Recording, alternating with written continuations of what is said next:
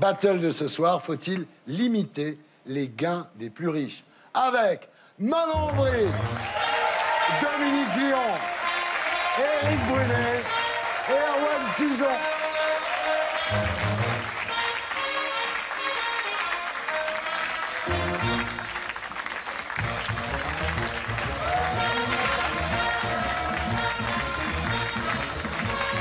Maman Aubry, bonsoir. Alors, vous êtes tête de liste de la France insoumise aux européennes. Bienvenue parmi nous. Merci. Dominique Lyon, vous êtes économiste et vous êtes porte-parole de Attaque. Bienvenue parmi nous. Merci. Et Éric Brunet, bonsoir. Vous êtes éditorialiste. On vous retrouve sur BFM TV et sur RMC pour Radio Brunet, tous les jours à midi. Bienvenue parmi nous, Éric. Erwan Tison, bonjour. Vous êtes économiste, directeur de l'Institut Sapiens, et vous publiez Les robots, mon emploi et moi aux éditions SK. Bienvenue parmi nous. Voilà. Avant de commencer, c'est rituel, l'édito de Blacko, Magnéto Serge.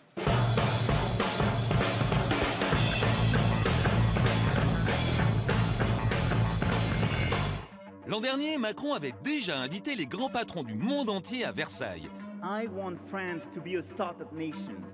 Et ben cette semaine, il a remis ça. Après tout, quand une multinationale décide d'investir en France, ça crée des emplois et de la richesse. Ça devrait faire plaisir aux gilets jaunes. Sauf que l'objectif des grandes entreprises n'est pas de créer de l'emploi, mais de faire des bénéfices. Et le problème, c'est qu'elles n'ont pas envie de les partager. Pour garder bonne conscience, les riches défendent la théorie du ruissellement. Quand on verse de l'argent dans l'économie, c'est vrai que ça profite d'abord aux privilégiés du sommet de la pyramide. Mais ensuite, l'argent coule forcément jusqu'aux plus pauvres qui forment la base de l'édifice. Bref, plus l'argent coule à flot chez les riches, plus les pauvres en profitent. Ça, c'est la théorie. En réalité, les 26 terriens les plus riches ont autant d'argent que la moitié la plus pauvre de l'humanité. Quant à la fortune de Bernard Arnault, elle correspond au PIB de la Birmanie où vivent 50 millions d'habitants. Au lieu de ruisseler, l'argent s'accumule dans la poche de quelques-uns. Prenons l'exemple des grandes entreprises du CAC 40. Selon une étude d'Attaque, entre 2010 et 2017, elles ont réduit de 20% leurs effectifs en France, ce qui leur a permis d'augmenter leurs bénéfices de 9,3%. Sauf qu'en 2017, sur ces 90 milliards de bénéfices, 57 milliards ont ruisselé dans la poche des actionnaires. L'écart entre le sommet et la base de la pyramide ne cesse d'augmenter. Il faudrait qu'un salarié de Carrefour travaille 250 ans pour gagner autant que ce que gagne son PDG en un an. On pourrait espérer que les impôts permettent de corriger ces inégalités. Sauf que les entreprises du CAC 40 font le maximum pour en payer le minimum. La preuve, 15% des filiales du CAC sont situées dans des paradis fiscaux. Alors forcément, les grands patrons en visite à Versailles ont dû être ravis d'apprendre que Macron n'avait pas l'intention de rétablir l'ISF. Mais attention, le peuple gronde au gris du château. Ah oui, c'est tout un symbole. Ils sont enfermés dans leur tour de verre et ne nous écoutent pas. Aujourd'hui, 8 Français sur 10 soutiennent les gilets jaunes quand ils réclament que les plus riches payent plus d'impôts. Et voilà, c'était l'édito de Blacko, mise en image de Julien Grappe. Voilà. Manon Aubry, le nouveau rapport d'Oxfam révèle que les 26 milliardaires les plus riches de la planète concentrent autant de richesses que 3,8 milliards de terriens. Et en France, les 10% les plus riches détiennent plus de la moitié des richesses nationales. Ces chiffres parlent pour eux-mêmes. Je crois que ça en dit long sur aujourd'hui les niveaux extrêmes d'inégalité. Parce que quand on parle d'inégalité, souvent on se dit bon, y a des gens qui sont un peu plus riches. Là, on est vraiment dans des niveaux qui sont au-delà même du réel. C'est quand on a par exemple quelqu'un comme Jeff Bezos, dont sa fortune dépasse plus de 100 milliards d'euros. C'est le patron d'Amazon, sa fortune est de 137 milliards. Alors qu'il divorce, il va être obligé d'en donner la moitié à sa femme. Mais bon. En fait, c'est ça qu'il faudrait... de la redistribution. C'est ça aujourd'hui qu'il faudrait poser, c'est que pour la plupart d'entre nous, ici, dans le public, autour de cette table, c'est tellement d'argent qu'on a même du mal à se représenter ce qu'on peut en faire au quotidien. Et c'est ça l'indécence, en fait, à un temps où il y a 9 millions de personnes en France qui gagnent moins de 60% du salaire médian, se pose la question de redistribuer les richesses, que la Terre, la France, les États-Unis, le monde entier ne manque pas de richesses. C'est une question de distribution. Très bien. Dominique Plion, donc vous êtes le porte-parole d'Attaque. Vous pointez le fait que les salaires des entreprises du CAC 40 ont augmenté de 22% entre 2010 et 2017, tandis que les salaires des patrons ont augmenté de 32%, mais surtout les dividendes de 44%. Ce qui nous a beaucoup frappé aussi, c'est que l'État est actionnaire d'un certain nombre de ces entreprises du CAC 40. Par exemple, prenons Engie, l'État détient à peu près un quart du capital. Et on s'aperçoit que ces entreprises, dont l'État est un actionnaire important, ont un comportement qui n'est absolument pas différent en termes de rémunération, d'écart salarial, d'émissions de CO2, d'évasion fiscale. Et là, c'est quelque chose qui nous interpelle. Voilà. Oui, on l'a vu avec Renault, Carlos Ghosn. Voilà. Je pense que c'est sain pour la société que d'avoir un débat sur ces questions-là. Alors, Éric Brunet.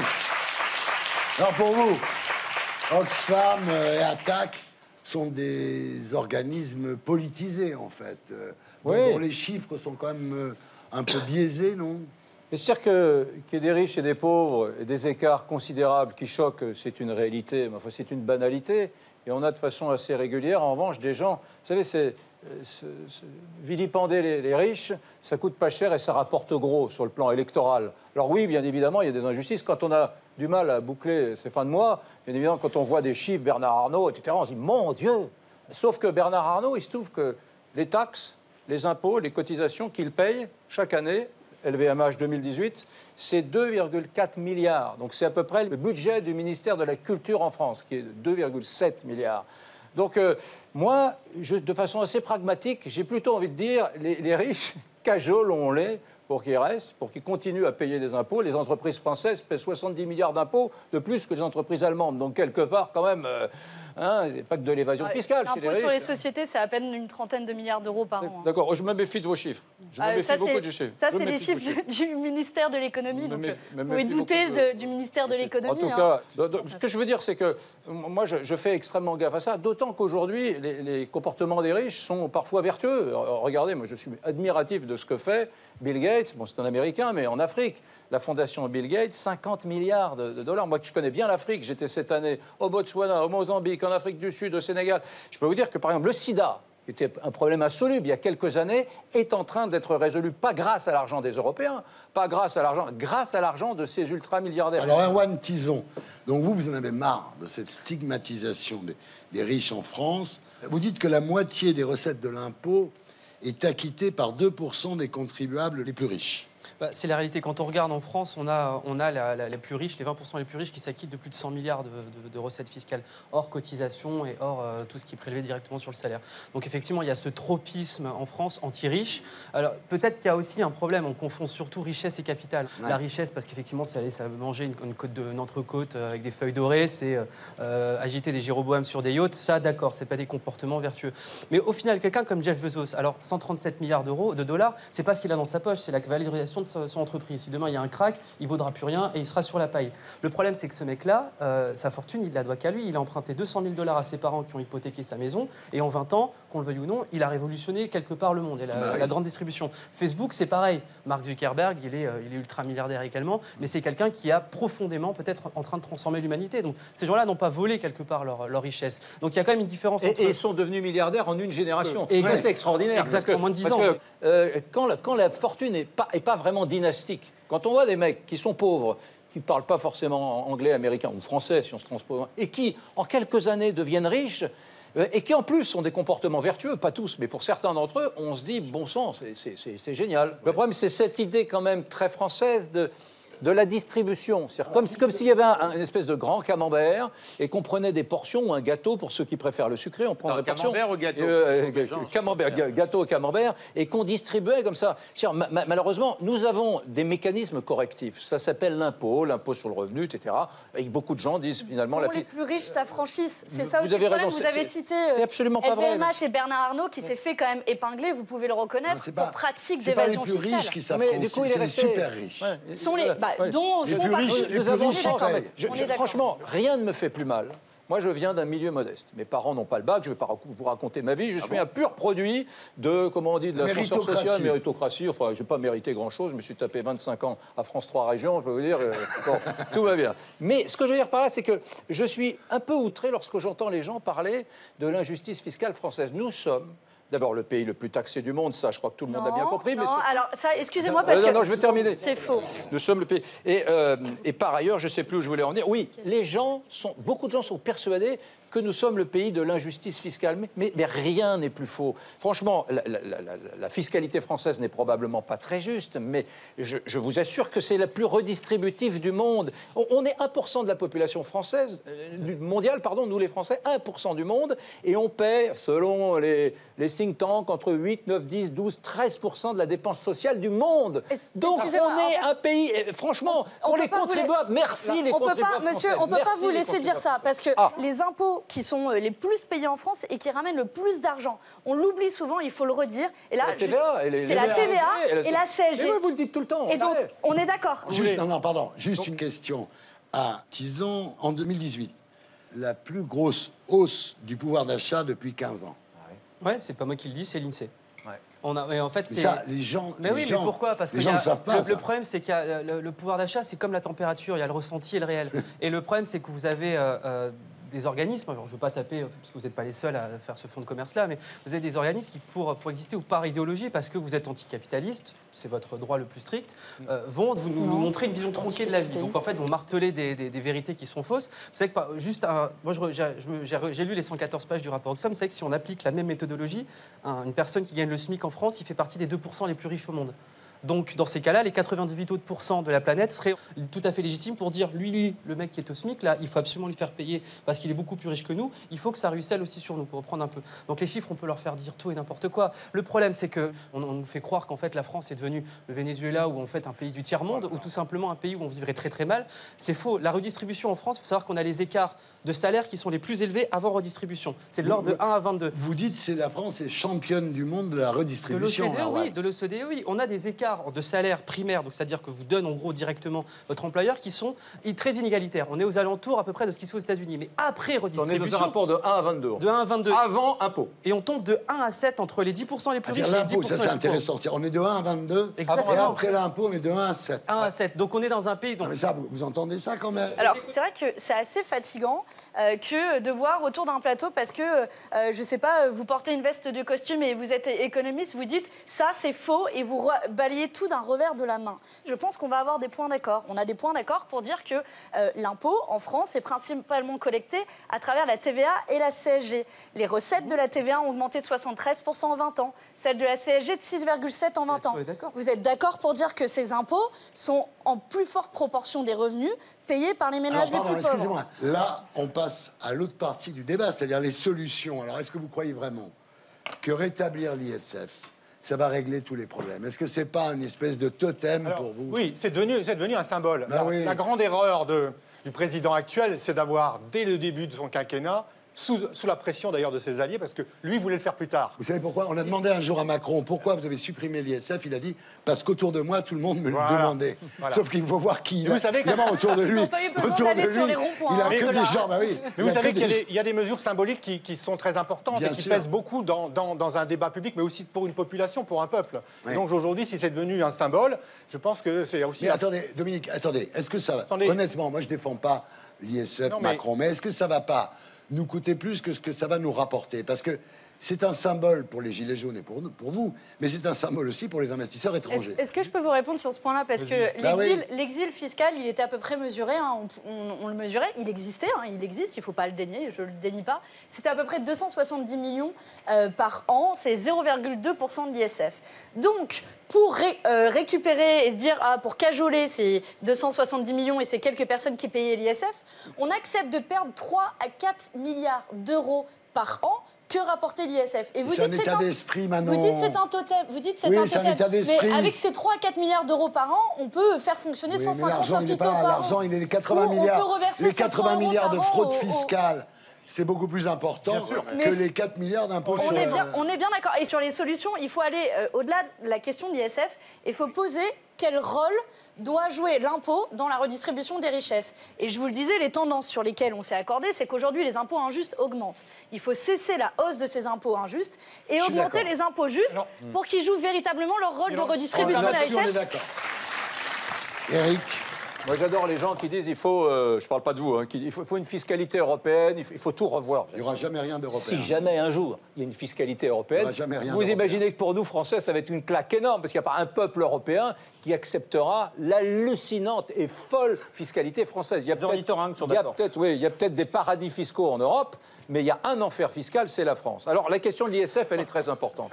Bien évidemment, je ne vais surtout pas défendre le principe de supprimer l'ISF, parce que je vais me faire péter la gueule. Mais ce que je veux juste dire, c'est que des gens sérieux ont travaillé sur l'argent que l'économie française a perdu depuis l'instauration sous Mitterrand de l'ISF. On est à plusieurs dizaines de milliards d'euros qui ont été perdus, voilà. Et surtout, il y a quelque chose qui est intangible, c'est qu'on ne saura jamais les boîtes qui ne sont pas venues en France s'installer. On saura jamais. On saura jamais. C'est une question de l'état d'esprit. Est-ce que vous savez que depuis des années, la France est dans les tout premiers rangs pour l'accueil des investissements étrangers, même quand il y a eu l'ISF. Voilà. On pourrait être bien au-dessus. Je pense que de ce point de vue-là, l'ISF n'a absolument rien changé. Vous êtes pour le rétablissement de l'ISF?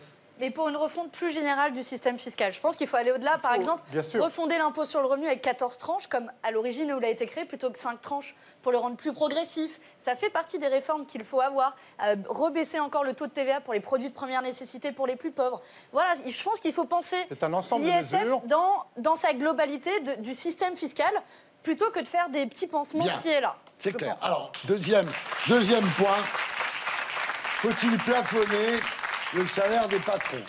C'est toujours très compliqué dès lors qu'on est dans des sujets de morale et d'éthique. Parce que, après tout, pourquoi un type gagnerait juste 2 fois le salaire de son voisin? Si on rentre dans des sujets d'éthique, de morale, on va parler du salaire des footballeurs, on va parler de plein de sujets. Moi, par nature, je me méfie des gens qui veulent encadrer les loyers, encadrer, limiter, parce qu'il y a toujours des petits pervers qui détournent les trucs. On a essayé d'encadrer les salaires des patrons avec les stock options, les welcome packages, les goodbye packages. Ils se démerdent toujours pour gagner plus. Moi, j'aime la liberté.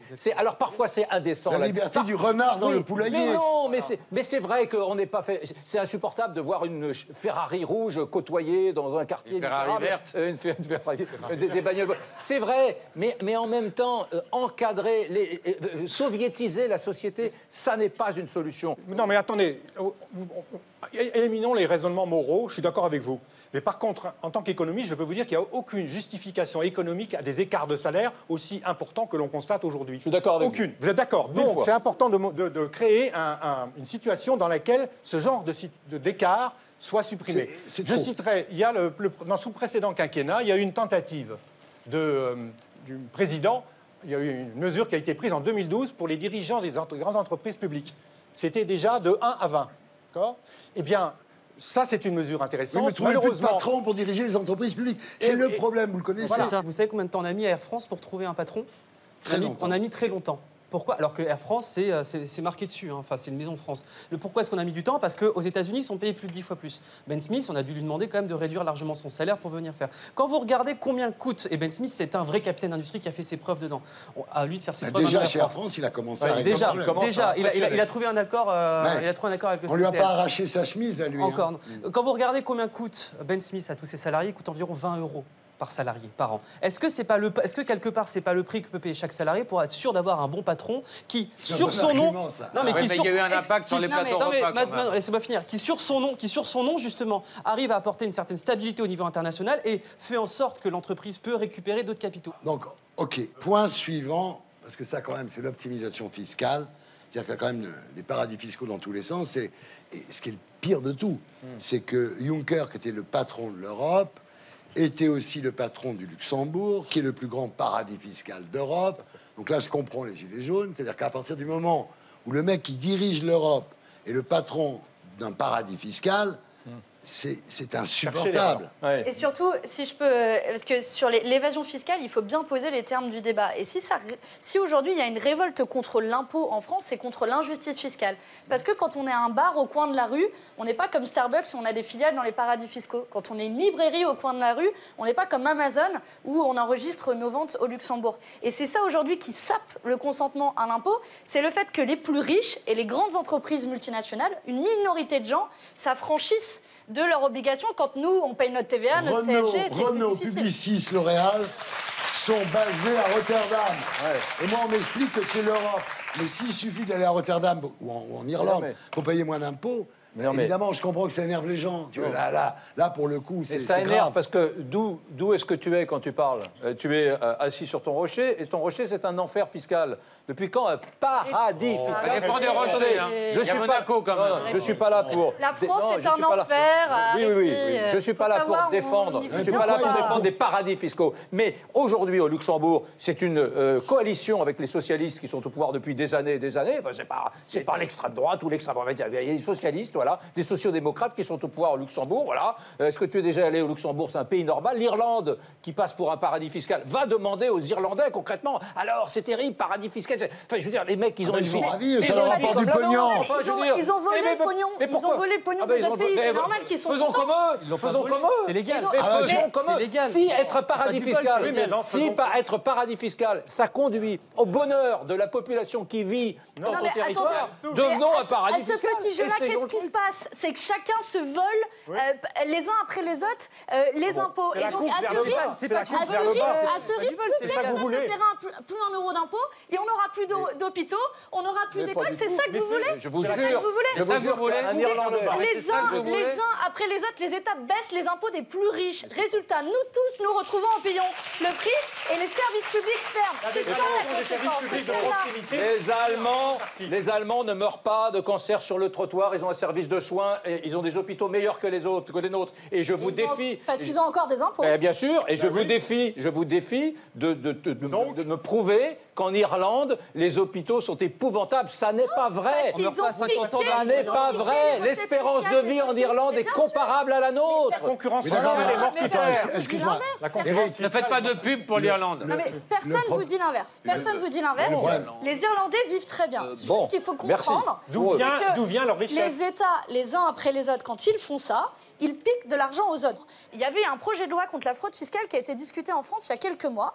Et la France, le gouvernement, a refusé de lister le Luxembourg, l'Irlande comme paradis fiscaux, voire même les îles Caïmans. Éric ? Moi, je voudrais juste revenir sur un truc, c'est le grand mythe, magnifique mythe des 80 milliards d'évasion fiscale. Alors ça, c'est génial. Aujourd'hui, nous avons beaucoup de gens à gauche qui disent l'argent, il existe. Il suffit d'aller le chercher, les 80 milliards. Et la droite française, qui est à peu près une des plus connes d'Europe, dit oui, c'est vrai, ils ont raison, vraiment, il faut que... Bon, alors ce chiffre de 80 milliards, avec 2 ou 3 types du MEDEF, dont Thibault Langsade, j'ai gratté pour essayer de comprendre d'où ça venait. Et en fait, c'est le syndicat des impôts de Bercy solidaire, Sud Solidaire, qui l'a révélé. Et quand on regarde ce que c'est que ces 80 milliards, c'est des PME françaises qui grugent la TVA, c'est des Français salariés qui grugent les impôts, il y a de l'optimisation fiscale, mais qui est légale, donc là, ça devient un peu compliqué. Et il y a quelques cas façon Cahuzac, c'est-à-dire des riches ou des très riches, mais qui sont archi-minoritaires sur les 80 milliards. Donc la réalité, c'est que c'est beaucoup moins simple que ça. Et d'ailleurs, à Bercy, c'est vraiment des pros. Ils sont très très bons pour rattraper les évadés fiscaux. Alors, il n'y a pas 80 000, il n'y a pas de gâteau de 80 000. On ne peut pas vous laisser dire ça. Moi, j'ai travaillé pendant longtemps sur les questions d'évasion fiscale. Là aussi où je vous accorde un point, c'est très difficile à l'évaluer. Par définition. Et jamais je m'avancerai à donner un chiffre, même au milliard près. C'est extrêmement difficile. Mais il y a des indicateurs qui donnent, en gros, une idée de l'ampleur des pratiques d'évasion fiscale. Je prends Google, qui a fait face à un redressement du tribunal administratif de Paris d'1 milliard d'euros d'impayés d'arriérés fiscaux. 1,2 milliard d'euros sur 5 ans. Finalement, le tribunal a reconnu qu'il y avait ces arriérés fiscaux et n'a pas pu condamner Google parce que Google s'était arrangé pour dire « Ah non, attendez, on n'a pas d'établissement stable en France. Qui peut croire qu'ils n'ont pas vraiment d'activité en France ?» Voilà, Manon. Et au final, ça donne un ordre de grandeur des pratiques d'évasion fiscale des grandes entreprises. Monsieur le maire nous explique qu'il veut taxer les GAFA, ce qui va rendre la France moins attractive. On revient à l'envers du problème. C'est vrai quand même que c'est plus facile pour le gouvernement français, pour l'État français, apparemment, de taxer ma mère, qui est vieille, qui a juste sa retraite, qui ne peut pas manifester parce qu'elle ne peut plus marcher. Donc c'est plus facile de la taxer, elle, que Google et que les GAFA.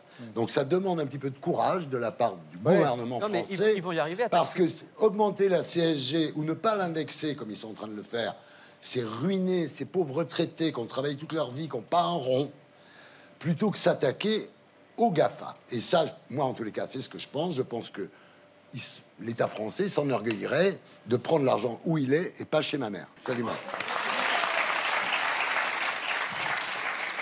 Alors, Yann, la conclusion. Alors, 2 choses. La première, c'est que jusqu'à aujourd'hui, les riches avaient conquis l'espace. c'est-à-dire qui aurait l'espace le plus grand. Ils sont en train de conquérir le temps avec le transhumanisme. C'est qui aura la vie la plus longue. Et la deuxième remarque, c'est qu'on a fait des débats ici, Thierry, sur la guerre, sur Dieu, sur le terrorisme, sur la religion, sur le sexe, sur l'histoire, sur la mémoire. Aucun débat n'a été aussi violent que celui-ci. C'est peut-être pour une raison, c'est que tous ces débats sont sous-tendus par une seule chose, l'argent.